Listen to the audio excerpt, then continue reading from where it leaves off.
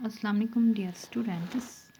Hope you are all in good health and are taking good care of yourselves.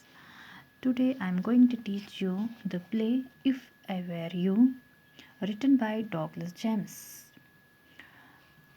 And in this video lecture, I would like to give you the brief introduction of this play and the meaning of some new words, because the play is very lengthy and will not be able to complete this or finish this video in this play in a single video. So it will take 3 or 4 videos to complete this play. So let's start our lesson. Lesson पढ़ने से पहले आपको पता होना चाहिए कि play क्या होता है, प्ले किसे कहते हैं. Play means a theatrical performance. It's a composition of prose telling a story and is represented by actors. Theatrical performance means which is acted on stage. जो स्टेज पे एक्ट होता है उसको हम प्ले बोलते हैं. सो इस प्ले का नाम क्या है? If I were you. If ever you इसका टाइटल है. ये इफ़ एवर यू हम जब इस प्ले को पढ़ेंगे तो हमें पता चल जाएगा इस दिस टाइटल अप्रोप्रिएट सजेस्टिव. वो हमें पढ़ने के बाद पता चल जाएगा. सो यहाँ पे इसकी प्री रीडिंग है. प्री रीडिंग मीन्स जो हम पढ़ने से पहले पढ़ते हैं, जिसमें हमें ये पता चलता है कि हम आगे क्या पढ़ने वाले हैं. Gerard lives alone in a lonely cottage. An intruder who is a criminal enters his cottage. He intends to murder Gerard and take on his identity. Does he succeed? यानी कि प्ले में हमने पढ़ना है कि इंट्रूडर जो होता है, अभी मैं बताऊंगी इंट्रूडर किससे कहते हैं. इंट्रूडर जो होता है कि जो जेरार्ड के लिए जो करने जा रहा है, क्या वो उसमें कामयाब हो जाता है. इस क्वेश्चन का हमें आंसर ढूंढना है किसमें? इस प्ले में. इस प्ले के पढ़ने के बाद हमें पता चल जाएगा. सो मैंने यहाँ पे न्यू वर्ड्स लिखे हुए हैं. आप अपने हाथ में प्लीज़ पेन रखिएगा और notepad and write down these new words. First underline these new words on your textbook page number 133 and 134. उसके बाद मैं आपको यहाँ पे मीनिंग पढ़ूँगी and you should write down the meaning of these words on your notepad. So first of all, I would like to give you the introduction of this play. It is actually a story of an intruder. Intruder किसे कहते हैं? जो forcefully किसी के घर में घुस जाए. One who enters in anyone in somebody's house with force.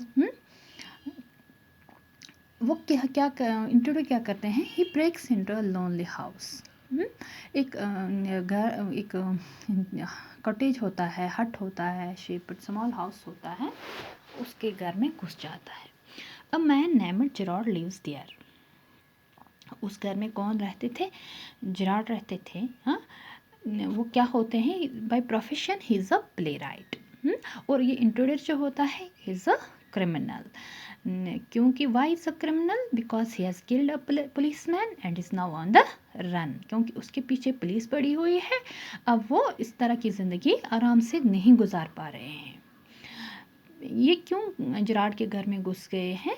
क्योंकि intruder has some physical resemblance to Gerard. उसका प्लान जो होता है, his plan is to kill Gerard and live there under his name. यानी कि वो उसके नाम से, क्योंकि उसकी रिजेम्बलेंस, उसकी फिजिकल रिजेम्बलेंस बिल्कुल किससे मिलती थी? जेरार्ड से मिलती थी ना. वो उसको मर्डर करके, मार के उसके नाम के मतलब जेरार्ड के नाम पे अब ज़िंदगी गुजारना चाहते थे.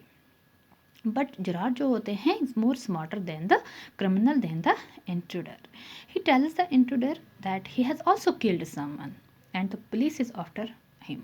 यानी उसके कहते हैं कि पुलिस मेरे भी पीछे हैं क्योंकि मैंने भी किसी का मर्डर किया है. He offers to take the intruder in his car to safety. He opens the door and tells the intruder that it goes to the garage. यानी कि ये उसने एक दरवाज़ा खोला और कहा उसे कि आप गैराज में चले जाओ और कार में बैठ जाओ. जब इंट्रूडर उसमें इंटर हो जाते हैं और गिरजराट जो होते हैं वो लॉक करते हैं डोर को। इनफैक्ट वो क्या डोर होता है, वो that's not the door of garage, that's the door of cupboard. उसके बाद then he phones the police to come and arrest the intruder. That's why Gerard जो होते हैं वो इसमें सक्सेसफुल हो जाते हैं, because he is having a good sense of mind. उसके वो अच्छे खासे इज़ एन इंटेलिजेंट मैन, वो बहुत ज़्यादा ज़हीन होते हैं, इसलिए वो अपने दिमाग का अच्छा खासा इस्तेमाल करते हैं। तो उस वजह से वो क्या हो जाते हैं, सक्सेसफुल हो जाते हैं।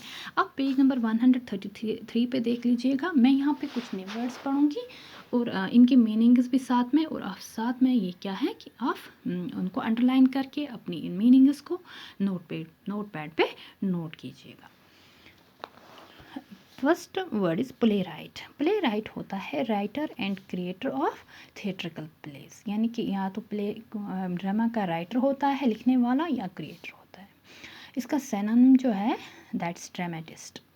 Intruder when who enters forcibly, one who enters forcibly. Cottage होता है हट और small house. Intents means wishes, ठीक है। Divan means a kind of bed or sofa. Upstage, on the side of the stage. Remote, framed. Lounge suit, men's suit. Count on, depend on. Flashly, in a gaudy manner. Bumps, strikes. Put those paws up. Raise your hands. Melodrama, dramatic, shocking. Nonchalant, careless manner.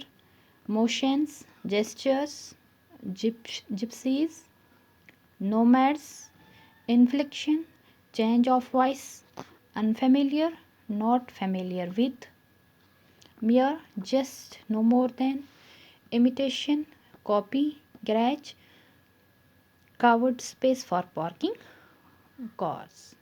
ठीक है, अब आप उर्दू में सुन लीजिएगा।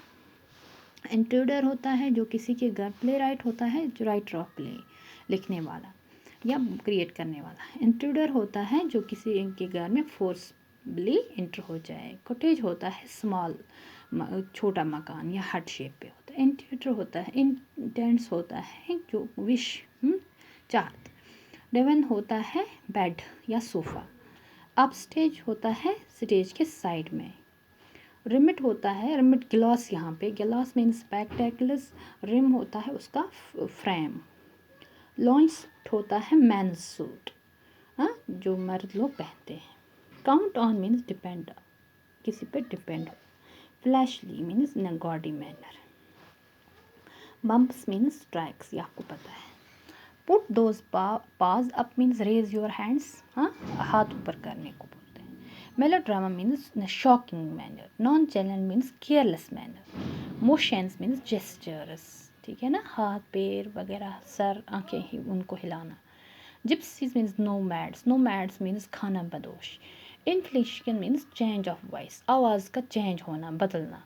Unfamiliar means not known, जो न जानने वाले हों। Mere means थोड़ा सा। Imitation means कॉपी करना, नकल करना। गैरेज मीन्स वो स्पेस जिसमें हम कार्स रखते हैं, ठीक है। ये होगी मीनिंग ऑफ वर्ड्स। तो इनको आप लिख दीजिएगा, ठीक है। तो इसके बाद हम tomorrow next video will start our play. इस तब तक आप इन न्यू वर्ड्स को अपने नोट पैड पे, और आप इसको इस पे मतलब जहाँ जहाँ पे आपको समझ में नहीं आ जाएगा उनको भी आप अंडरलाइन कीजिएगा।